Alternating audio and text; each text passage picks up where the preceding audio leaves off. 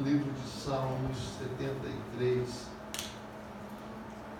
para a gente meditar um pouco nessa noite. A gente encontra muito essa situação na vida, né? Desse salmista. Esse salmo foi escrito por Asaf. Todo mundo pensa que Moisés escreveu quase todos os salmos. Acredito que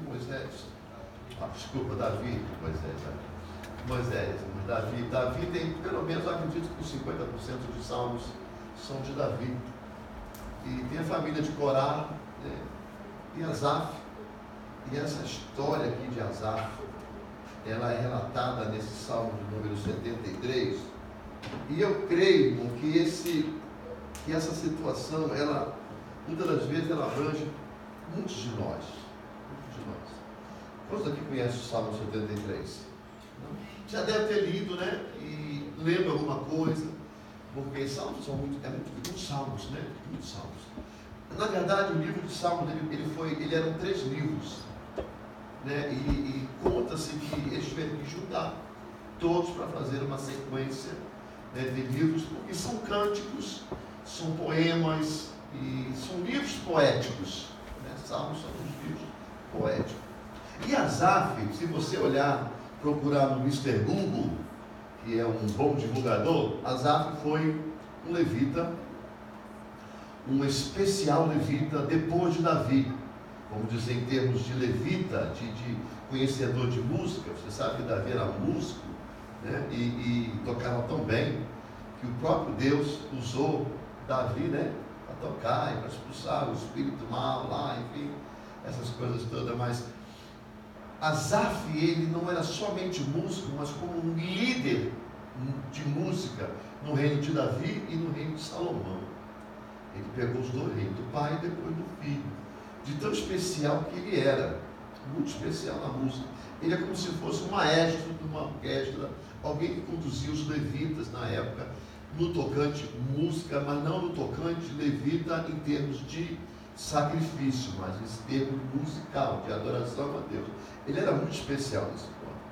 E aqui conta um pouco, né, esse salmo, o próprio salmo dele conta um pouco de uma fase que ele passou e que talvez muitos de nós já tenhamos passado, ou alguém que você conhece que passou essa fase.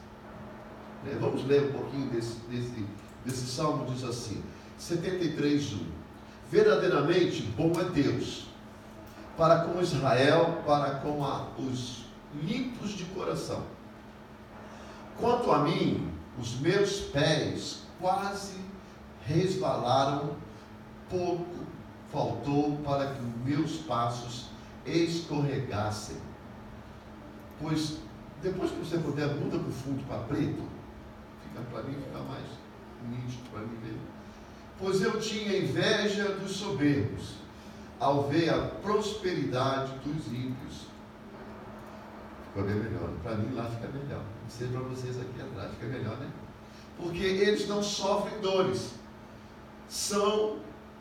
Eles não sofrem dores, são irrobustos o seu corpo. Não se acham em tribulações como outra gente, nem são afligidos como os demais homens.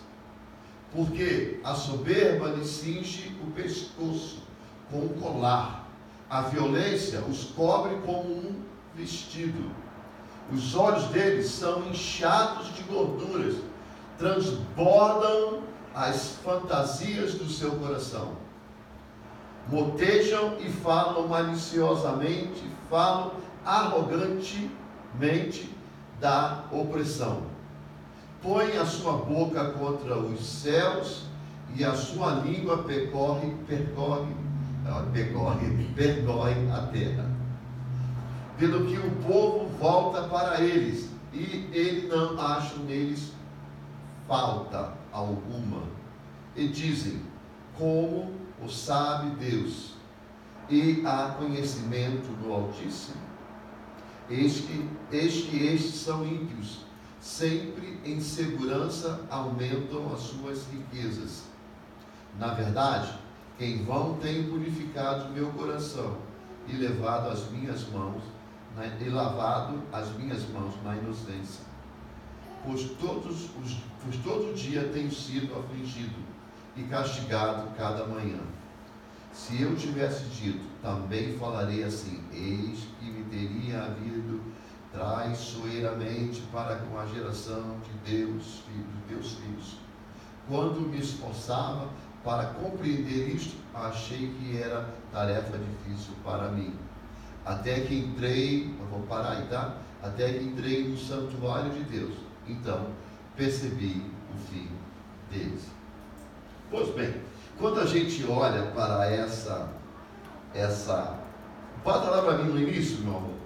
Lá no início do Salmos 73, você vê que Asaf, ele olha para o soberbo, como diz assim, verdadeiramente, primeiro ele declarando que Deus é bom, né? Deus é bom, e é um bom Deus para com Israel e para com os limpos de coração. Ele declara isso, porque isso é uma verdade que é registrada na Bíblia, e todos sabem, quanto mais esse povo da época, nós estamos falando de um contexto, que era um contexto que o povo vivia o dia a dia com Deus, não o dia a dia espiritual, mas vivia sobre a manifestação das coisas.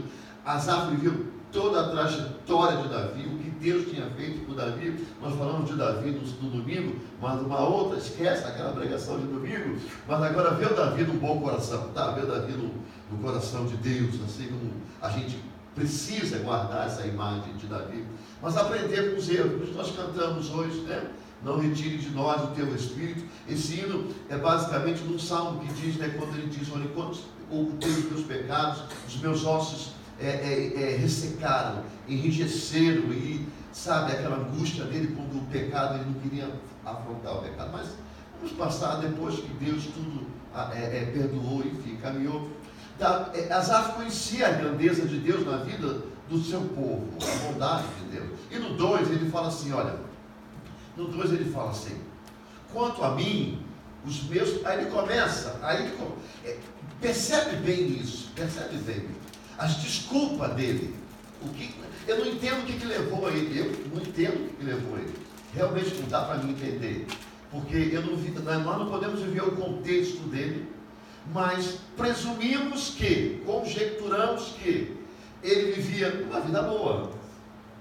Ora, se ele era um levita mor, vamos dizer assim, principal de um rei, se ele era o responsável da sinfonia, da orquestra do rei, vamos dizer assim, do grupo de levitas, havemos de pensar, ou deduzir que ele vivia uma boa vida, em termos de condição financeira, de comer, de vestir, de se aposentar. Eu acredito que ele vivia até dentro mesmo do próprio palácio do rei, até mesmo dentro do próprio palácio do rei. Eu acredito assim, porque ele vivia em comunhão e adoração ao Deus, então ele era chegado ao rei, então ele vivia uma condição boa. Mas aí no 2, eu não sei o que aconteceu, esse desnível da vida dele, esse relapso, que os olhos dele foram fechados para tudo que Deus já tinha feito na vida dele, por alguma razão. A gente não vem entendendo que é uma questão que ele, de repente, se apaixonou por alguém, né? Como no caso de Jeremias, ou alguma coisa foi retirada dele, ou ele pegou uma doença no corpo, ou alguma coisa. Não. Tudo estava correndo maravilhosamente, até que o dia que os olhos de Asaf fechou espiritualmente, e ele passou a ignorar tudo aquilo que ele tinha de bom na vida dele. Além dele declarar no versículo 1 que Deus era um Deus bom para todo Israel e para aquele que tinha o coração limpo, ele está dizendo, inclusive para mim, ele está declarando, inclusive para mim, ele é um Deus bom para mim. Mas no 2, ele começa a falar de alguém para justificar a sua ação. Ele começa a dizer, quanto a mim, os meus pés quase resvalaram, pouco faltou para que os meus passos escorregassem. Em 3, pois eu tinha inveja dos soberbos. Aí eu não entendo.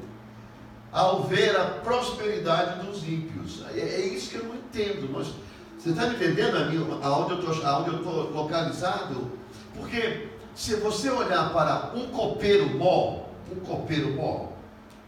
ele é, o caso do Neemias era um copeiro bom, era aquele homem de segurança do rei, porque tudo que o rei comia e bebia, ele comia e bebia primeiro, era ele que servia, ele era o quality control, era ele que, se morrer, morre ele. A água que bebia, ele bebia primeiro, o vinho que bebia, ele bebia primeiro, a comida, ele era bem remunerado, por ele era uma pessoa do homem de Deus ali, do rei. Nós estamos falando de um homem que regia toda a adoração ao Deus Altíssimo para o rei, do rei.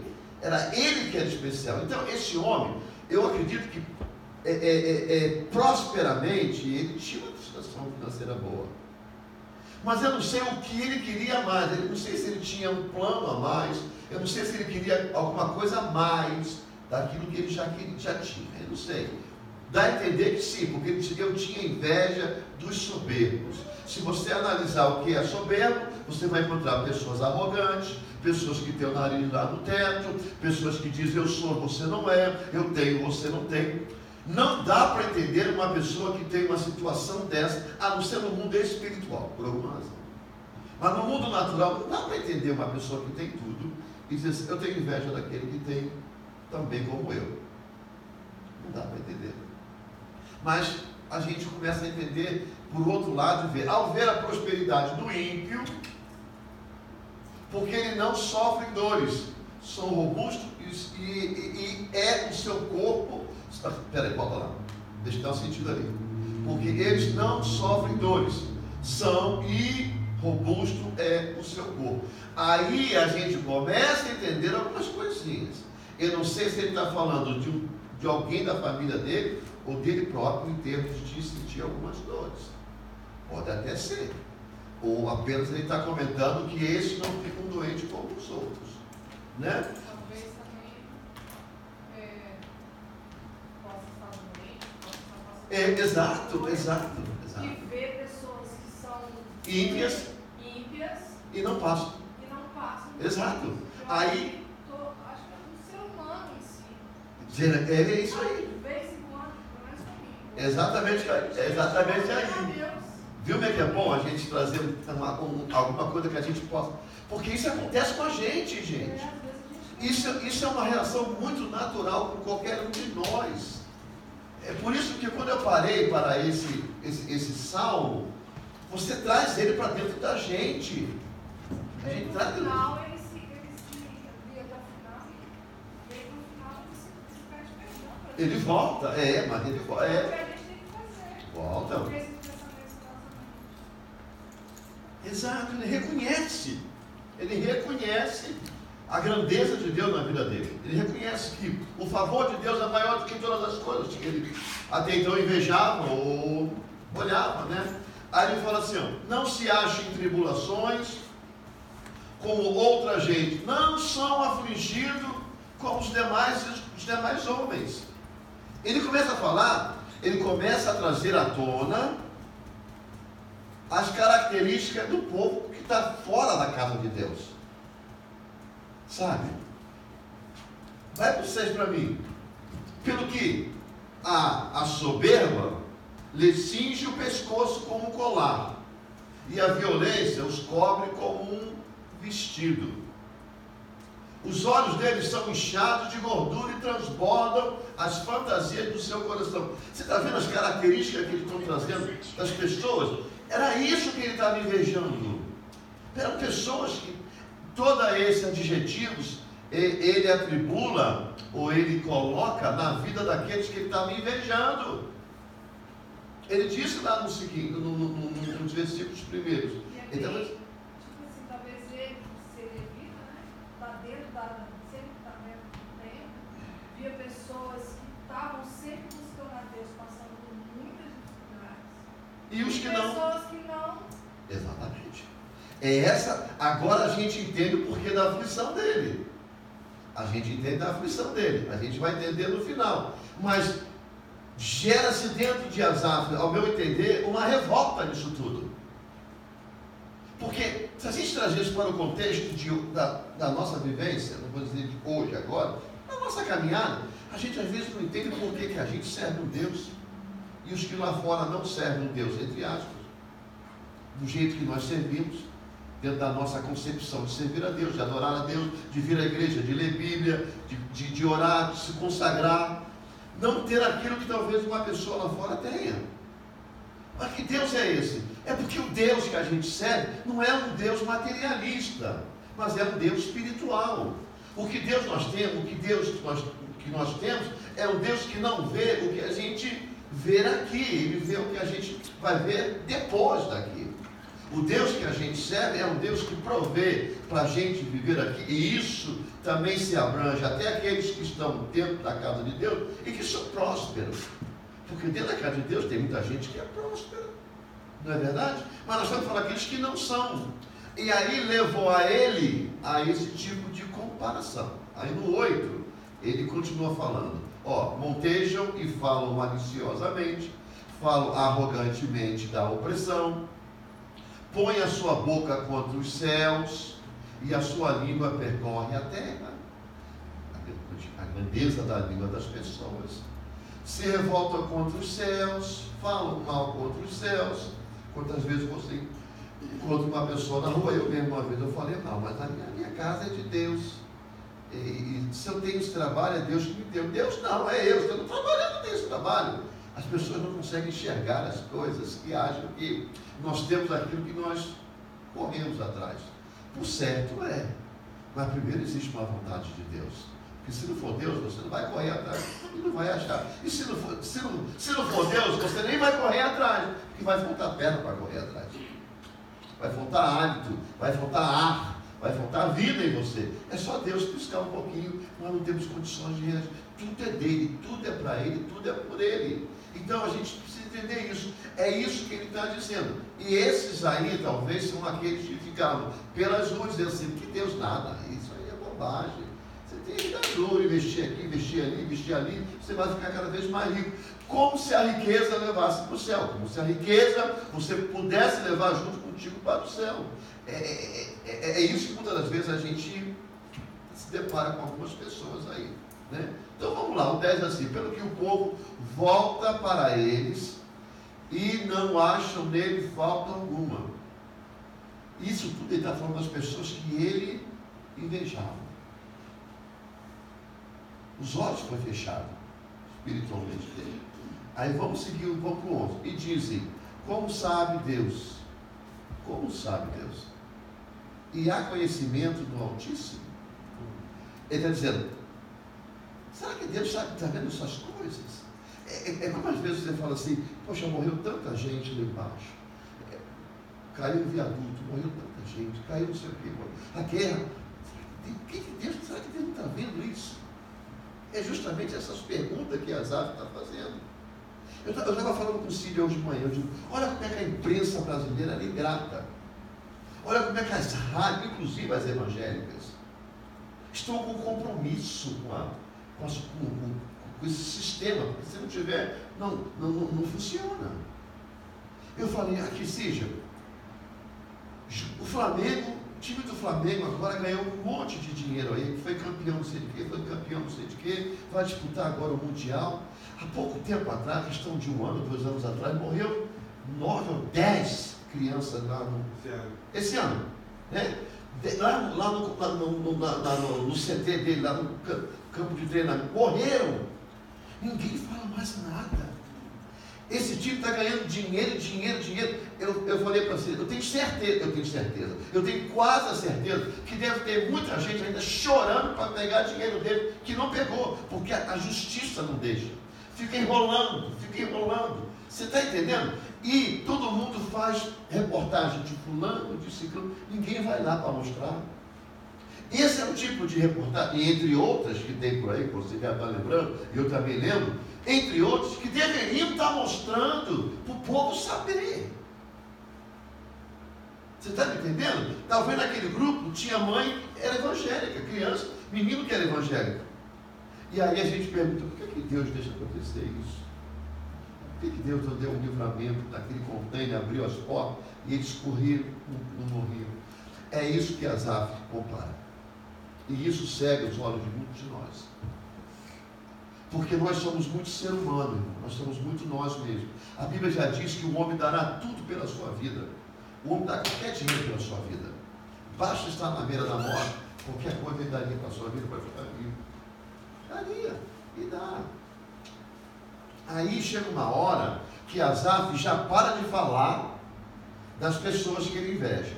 Já para. Esses são ímpios, sempre em insegurança, aumentam as suas riquezas. Vamos para o 13.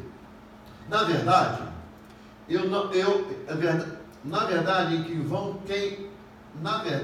quem em vão tenho purificado o meu coração. Aí ele começa a sair, no 13, ele sai das pessoas e começa a comparar ele dentro dele.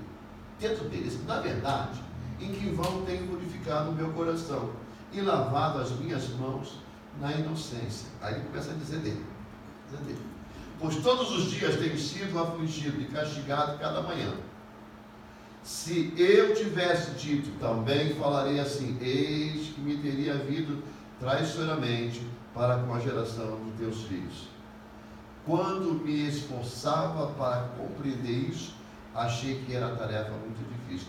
Ele diz assim: olha, eu tenho consagrado a minha vida, eu tenho me separado das coisas ruins, eu tenho buscado a presença de Deus, eu tenho feito tudo que manda para fazer em termos de adoração ao Senhor, mas tenho achado isso uma tarefa difícil. Porque eu não sei ao que ponto chegou ao conhecimento dele, a comparação dele com a vida. Mas tem um momento em que ele para e se depara com as coisas que vão acontecendo na vida dele. Tem um momento que o próprio Deus abre os olhos de Asaf. Abre os olhos e deixa ele reconhecer que ainda existe uma grandeza enorme na vida dele. A Bíblia diz, aí mesmo nesse salmo, diz que quando ele entra dentro do templo do Senhor, a visão dele espiritual abre e ele começa a ver a grandeza de Deus na vida dele.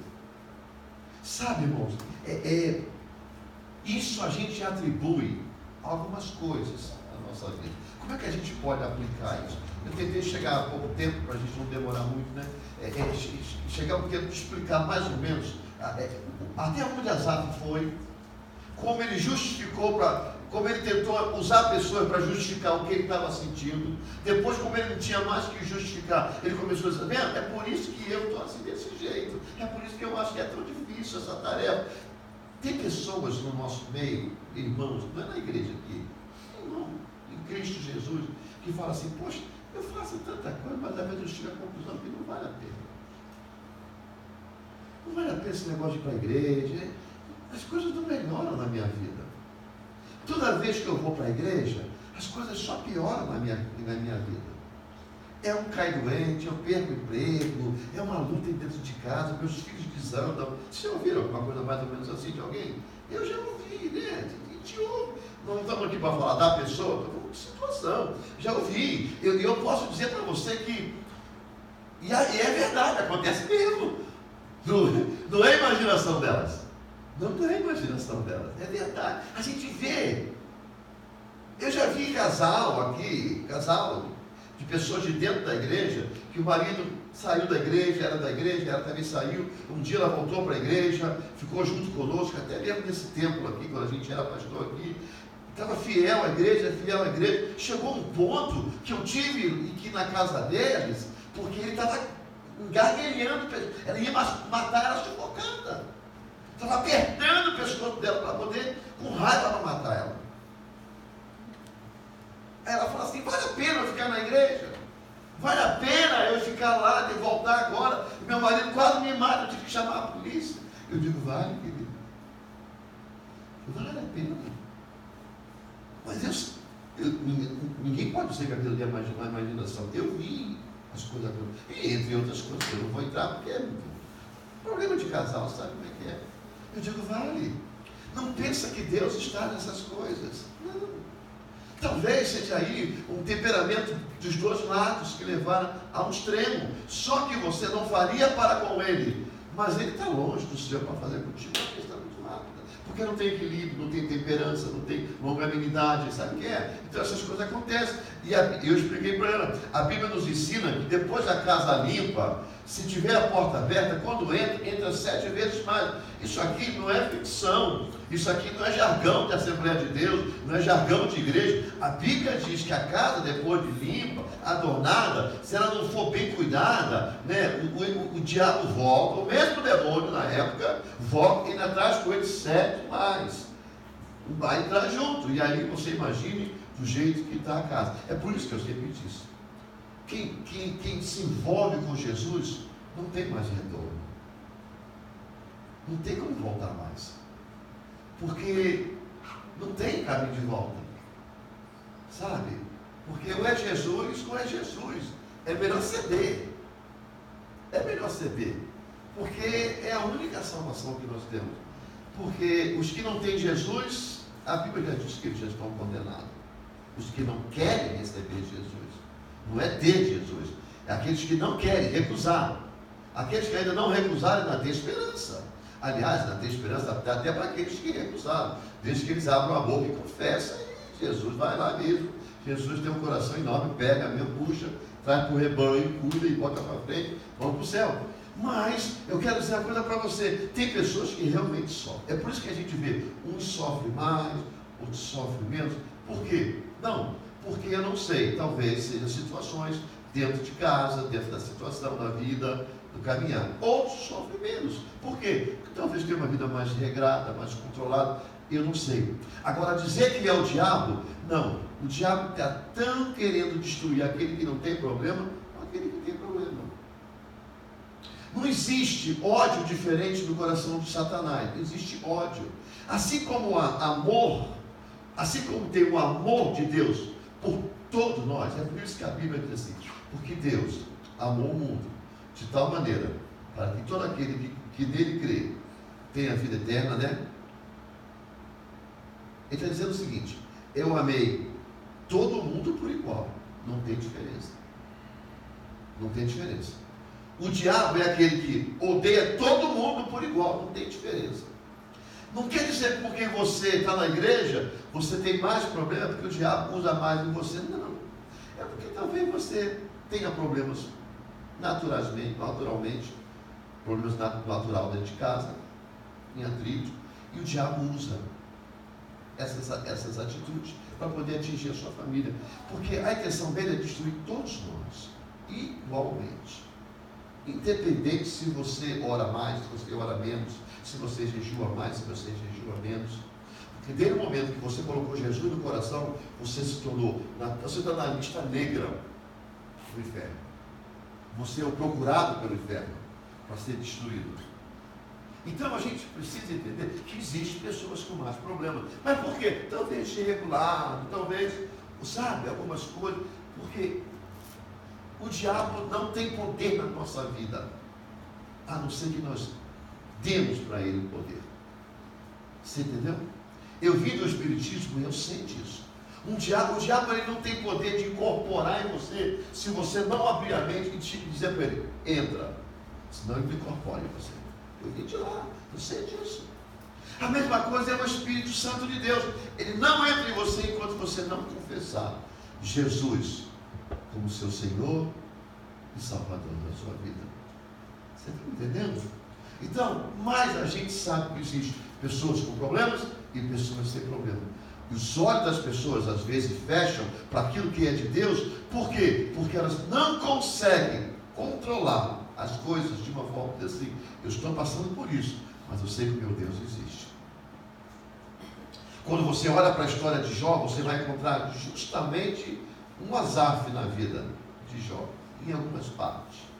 Porque de uma hora que ele começou, eu fui uma pessoa assim, eu guardei, eu sacrifiquei para meus filhos, antes mesmo deles pecarem, eu já sacrificava, eu já jejuava, eu já fazia isso, para quando pecar, já estava por conta. Aí Deus vem agora e arranca todo mundo.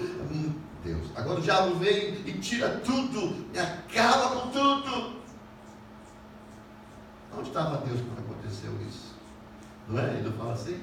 Aí Deus fala, quando eu formei o mundo, você estava onde? Quando eu criei, quando eu formei, quando eu criei, onde você estava? Você estava lá. Eu estou no controle de tudo. Aí Deus vira para Asaf, quando ele entra. Às vezes, irmãos, a gente... Hoje, essa madrugada, o Senhor puxou a minha orelha. Eu não vou dizer para você quem foi. Não, porque só é eu e Deus. Coisa minha. E eu levantei, fui até o banheiro, como normalmente as pessoas levantam, pelo menos eu levanto. Voltei. Sabe quando você põe a cabeça assim, eram 3h45 da manhã, 42. Você põe a cabeça no traseiro assim, ó. Aí o sono faz assim, ó. Parece que lambe o teu sono, alguma coisa lambe o teu sono. Aí você fala assim, perdi o sono. Aí o Senhor me levou lá numa situação. E não faz mais. Não faz mais. Eu cuido. Não faz mais. Olha, meu coração doeu. Meu coração doeu por eu ter feito e pelo Senhor ter me chamado a atenção. Eu não sei se Deus chama a atenção de vocês. Eu espero que chame, porque Deus só chama a atenção porque Ele ama. A gente quando ama, isso não interessa, larga para lá, faz o que quiser. Mas quando alguém chama a atenção da forma que Deus chama, você só sente amor. E eu passei o dia todo me sentindo assim, poxa, eu não devia ter feito isso. Sabe quando o Espírito Santo de Deus entra e te convence que foi errado? E eu digo assim, tá bom, Senhor, não faço mais. Não faço mais. Então, eu quero voltar aqui onde eu parei, eu abri essa chave aqui, parei para poder explicar isso. Quando a gente insiste dos irmãos estar na igreja, é por causa disso, porque aqui a gente sempre ouve uma palavra assim, que nos incentiva. Eu digo todos os dias de culto, não estou dizendo só quarta-feira, quarta, domingo, se tiver uma reunião de oração, uma reunião de oração, se tiver, sabe, um louvorzão, ou um louvor, na igreja, no dia que foi estabelecido, o Senhor sempre tem um toque para a gente. Olha, é incrível. Eu não sei se vocês já foram para alguma escola de aprendizado de alguma coisa, aprender a manusear alguma coisa, criar alguma coisa. O professor fica em volta assim, né? Aí depois, quando você está quase terminando, ele vem dar um toque final. Ele olha se está perfeitinho as coisas. Eu me lembro porque nós limpávamos uma escola, a Chase College, né? Chase Collegiate, né?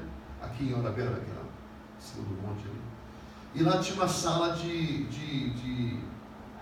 laboratório disso, né?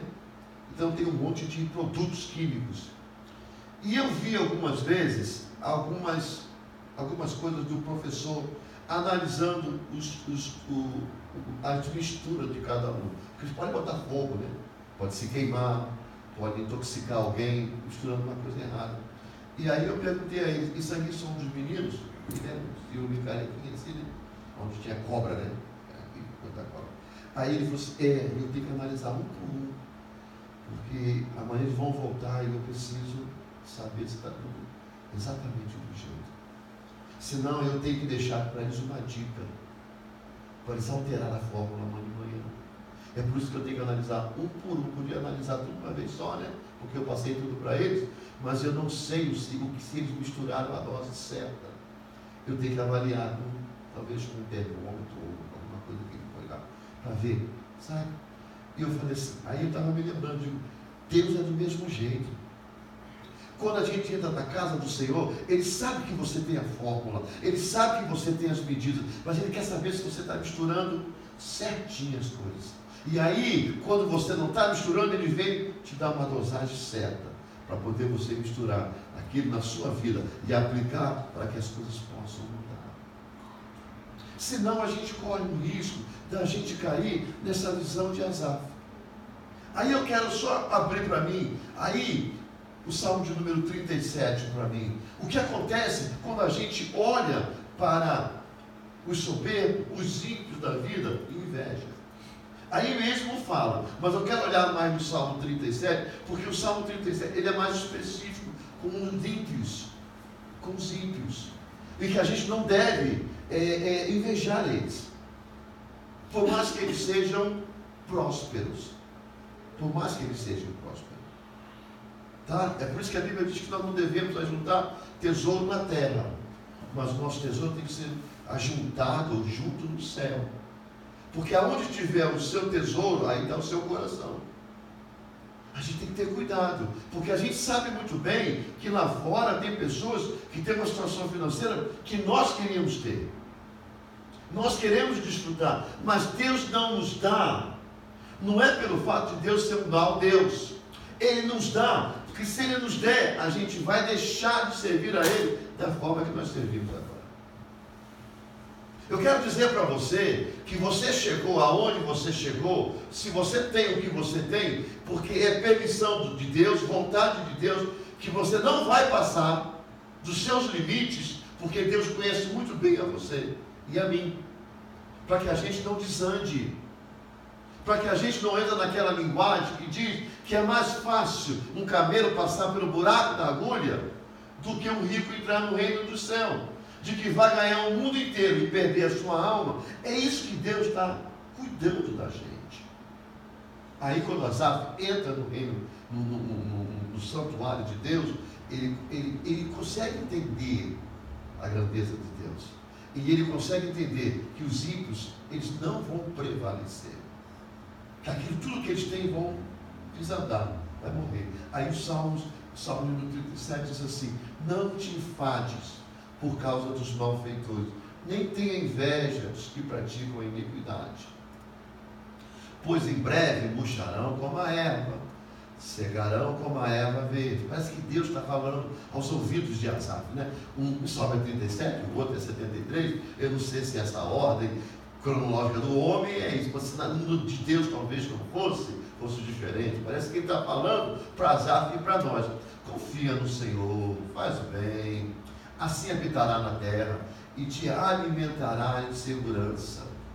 Deleita-te também no Senhor e Ele concederá o que deseja o seu coração. Olha, parece que é tudo para Ele, né? Tudo. Entregue os teus caminhos ao Senhor, confia nele e tudo Ele fará. Ele fará sobressair a tua justiça como a luz e o teu direito como o meio-dia. Descansa no Senhor, espera nele, não te enfade por causa daquele que prospera em seu caminho, por causa do homem que executa os maus desígnios. Deixa a ira, abandona o furor, não te enfades, pois isso só leva à prática do mal. Porque os maus feitores serão exterminados, mas aquele que espera no Senhor herdarão a terra. Parece que ele, né? O 37 vem primeiro do que 73, nós sabemos disso, mas eu não sei quando foi escrito, foi posto em ordem, mas parece que primeiro, parece que o de Asaf tinha que ser esse aqui, o 37, e o 37 tinha que ser o 73, né? Então logo 74 talvez, ou 38, não sei. Parece, é uma resposta, né? Se você pegar isso e aplicar, é uma resposta.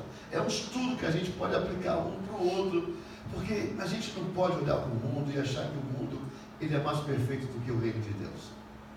A gente não pode olhar para a vida daqueles que não têm Deus, por mais que elas tenham riquezas, e achar que eles são prósperos. Porque a prosperidade que provém de Deus para nós não é casa, até que tenhamos. Não é carro, até que tenhamos. Porque a gente precisa, e cada um, o sol nasce para todos, queridos. Né? É por isso que tem esse vai preguiçoso, ter com uma formiguinha, né?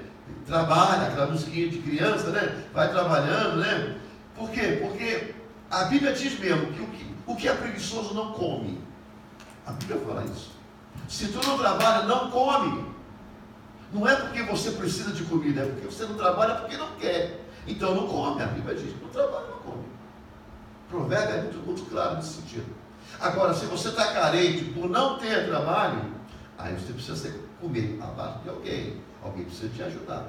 Mas não querer né, pessoa que não tem vontade de crescer na vida.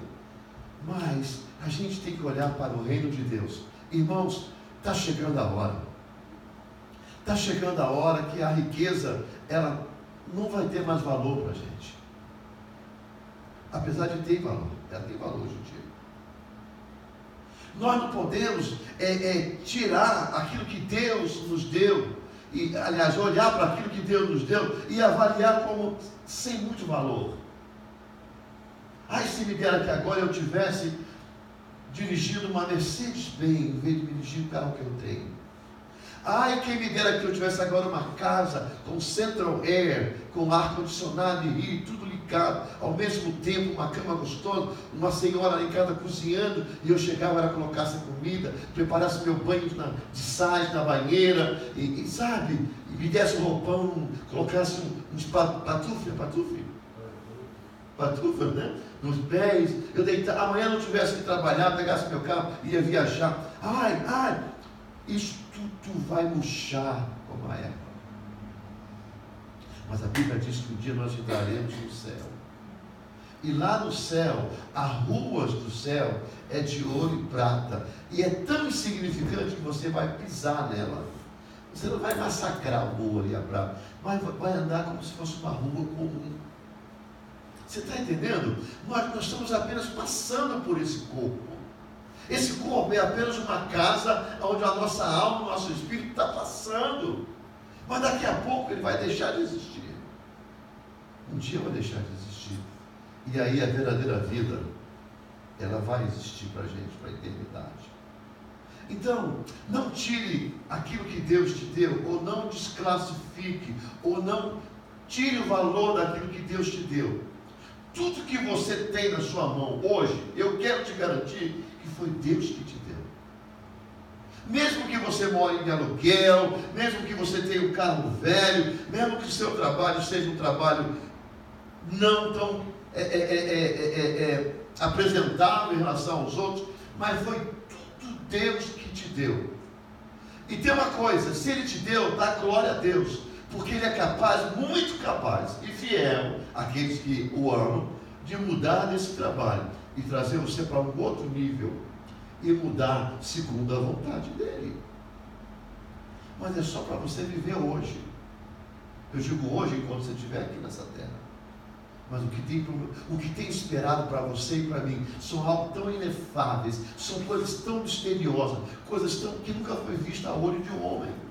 Paulo relata isso, que ele subiu aos céus, ele viu tanta coisa bonita que ele não tem como explicar, ele não tem como escrever o que ele viu. São essas coisas que estão separadas para a gente. Então nós temos que viver buscando o amanhã, nós temos que viver apontando para amanhã. A nossa leitura ótica tem que ser o amanhã, tem que ser aquilo que Deus prometeu. Aquilo que o homem prometeu é para cá, aquilo que o homem te dá é para cá, aquilo que você conquista é para cá. Morre, fica tudo para aí. Nós temos aí agora um exemplo tão claro desse rapaz que morreu lá em Orlando. São milhares de dinheiro, milhões de dinheiro do seguro, casa bonita, é verdade, tanta coisa. Ele não levou nada. Ele não levou nada. O que ele levou talvez tenha sido momentos agradáveis com a família, ou momentos ruins, ou momentos que aproveitou aquilo que tinha, mas teve que abrir mão. Quando a gente morre, a gente abre mão de tudo que a gente tem. De tudo fica para trás. Mas é aí que entra Deus. É aí que entra Deus, que Ele segura na nossa mão. Agora eu vou te colocar sobre a vida que eu te prometi. Agora é o meu tempo diretamente com você. Agora você vai desfrutar daquilo que eu tenho preparado para a sua vida. É isso que quando nós entrarmos na casa do Senhor, nós temos que dar graças a Deus. Graças a Deus pelo que nós temos.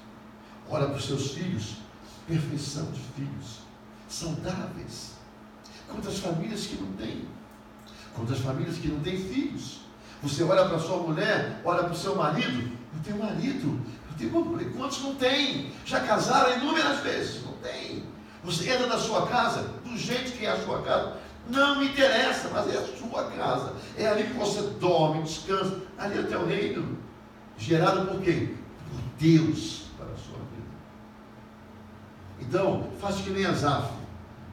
ignora essas coisas todinha que viu, e se alguma vez quiser plantar nos seus olhos a riqueza dos ímpios, do soberbo, lava isso com o colírio do Senhor Jesus Cristo e começa a avisar aquilo que o Senhor tem preparado para você e para mim, porque algo muito grande está para acontecer nas nossas vidas, muito grande está para acontecer, e o céu nos espera, a cidade maravilhosa, a cidade que o Senhor preparou, já preparou para os seus filhos, está preparada para nós.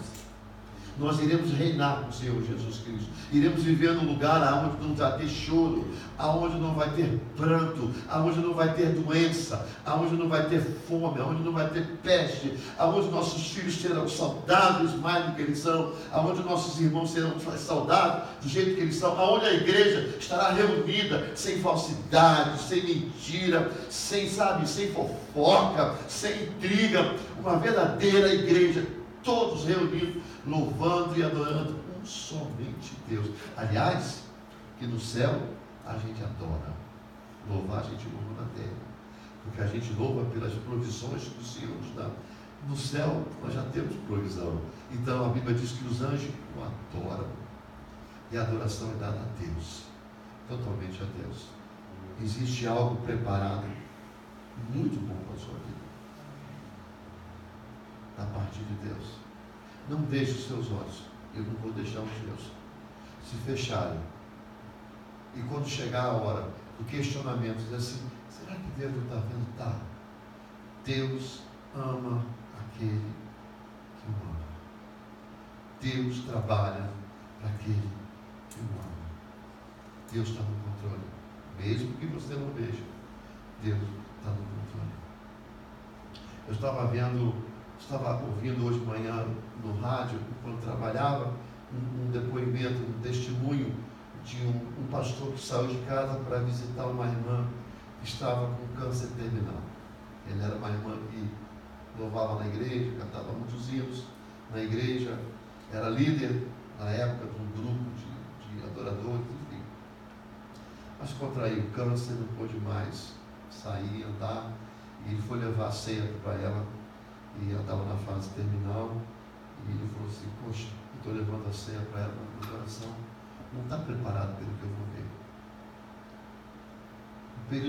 Curto período de tempo, de uma ceia para outra, sabe aqueles cânceres que baixam na pessoa e pouco tempo a pessoa já chega ao ponto de partir? Isso ele falando, ele falou assim: poxa, eu estou levando essa ceia, mas eu não queria levar. Não por ela, não pela ceia, porque eu não sei se eu estou preparado para aguentar o emocional. Mas ele foi, ele pegou a ceia, partiu para o hospital, partiu para o quarto. Quando entrou no quarto, encontrou ela sorrindo. Entrou ela sorrindo, disse: eu só trouxe a minha ceia, que bom, aí ele orou, meu coração ficou um pouco mais suave, porque ela sorrindo. Aí orou, misturou a Santa Ceia e falou que ela cantou alguns hinos, mas com um sorriso no rosto. E ela falou assim: pastor, eu estou cheia de dor, mas o que eu sempre fiz da minha vida para Deus, mesmo com dor, eu não vou deixar de fazer. É Santa Ceia, o meu culto de Santa Ceia está aqui. Esse é meu culto de Santa Ceia. Eu vou fazer o que eu fazia. Aí cantou, ele disse que ele sentou, cantou com ela, cantou. Ele sentiu uma paz no coração dele, ela sentiu uma paz, ele orou por ela, se despediu, foi embora. No dia seguinte ela foi embora. Ele falou assim: o que eu vi me encorajou a viver uma vida com Deus mais ainda. Primeiro na luta, ela conseguia ver, mesmo na dor, ela conseguia ver tudo aquilo que eu não via como pastor. Ela mudou a minha vida. E aquilo eu digo: meu Deus, são os testemunhos, né, que a gente não está presente, mas a gente sente que tem uma veracidade nas coisas, né? A gente sente, porque o pastor ia mentir uma coisa dessa, não tem condições, né? Nós tivemos um exemplo aqui em Denver, a esposa do pastor Ofi, eu não fui, mas teve pessoas que foram visitar a irmã Joana no hospital com câncer e chegavam a encontrar ela sorrindo, chegavam a encontrar ela brincando com câncer, com dor, brincando e falando. O pessoal chegava lá assim: eu pensei que ia encontrar assim. Ela falou assim: você está pensando que vai me encontrar assim? Por quê? Eu não estou indo para a morte, eu estou indo para a vida. As pessoas saíam de lá alegre e chegavam chorando, mas saíam alegre com ela. E depois ela foi morrer. Disse, não fica triste não, eu vou encontrar com meu Deus. São reações, irmãos. Nem todo mundo é assim. Né? A gente sabe que todo mundo é assim. Mas as pessoas conseguem ver. E que nós possamos ser assim na mentira. Não na doença, mas no dia a dia geral. Na hora da dificuldade, na hora que faltar uma coisa, como o carro quebrar, lembre que Deus ainda está no controle, vai aparecer outra. Alguma coisa vai acontecer. Não deixa. Ai, se eu pudesse ter um carro do meu vizinho, não, o carro não, meu aí. Olha a mochibada que eu tenho. Está cuspindo sangue, é poçante. Embaixo de uma poça de óleo quando sai. Essas... Morre no meio do caminho, não liga, o negócio é um problema sério. Tem que chamar o pastor para poder cuidar, botar no triple A. Mas é o que Deus deu. É o que eu digo sempre para minha filha e para minha esposa. As pessoas têm Mercedes, eu tenho Suzuki. Aonde a Mercedes vai, o Suzuki também vai. Talvez não com o mesmo conforto, mas vai. Não vai? Eu não posso ter Mercedes, eu tenho Suzuki. Mas tem alguma coisa, é melhor não ter nada. O pessoal está andando esse frio aí, eu vou no meu quentinho, no meu constante. Amém, irmãos? Pedido de oração. Olha, a gente tem recebido bênçãos nessa oração, viu? Mas uma coisa tão simples, né, irmão? Mas a mão, Deus vai, abençoa. É simples, é prova que Deus está no nosso meio. Vai, a irmã Rodilei.